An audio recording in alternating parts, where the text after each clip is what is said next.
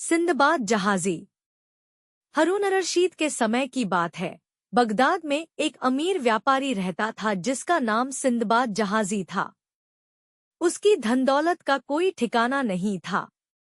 यह रहस्य ही बना रहा कि उसकी दौलत आती कहाँ से है, मानो उसका खजाना कभी खत्म ही नहीं होता था।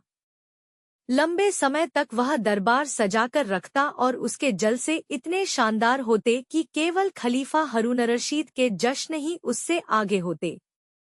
जो कुछ भी धन से खरीदा जा सकता था वह सब सिंदबाद की पहुंच में था, और वह अपने मेहमानों पर दिल खोलकर इन नेमतों को लुटाता था। उसके पास कई गुलाम, सेवक और परिचारक थे।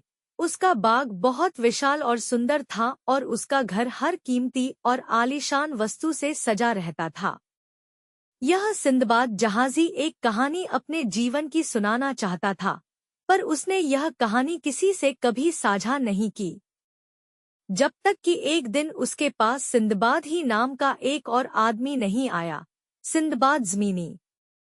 वह एक गरीब और साधारण आदमी था, लेकिन उसने एक बहुत ही प्रभावशाली कविता पढ़ी जिसमें ईश्वर द्वारा मनुष्यों को बांटी गई भिन्न भिन्न तकदीरों का जिक्र था। सिंदबाद जहाजी को यह बहुत पसंद आया और वह इस विचार से बहुत प्रसन्न हुआ कि अब जब उसके सामने सिंदबाद ज़मीनी उपस्थित है तो वह अपनी जीवन यात्रा की दास्तान सुनाए ताकि सब उसके अद्भुत कारनामों को जान सकें और यह अटकलें लगाना छोड़ दे कि उसकी दौलत आखिर आई कहाँ से।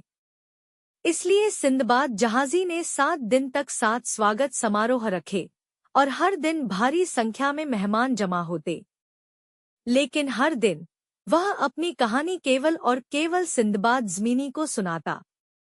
फिर वह बताता है अपने 7 समुद्री सफरों की आश्चर्यजनक और रोमांचक कहानियां।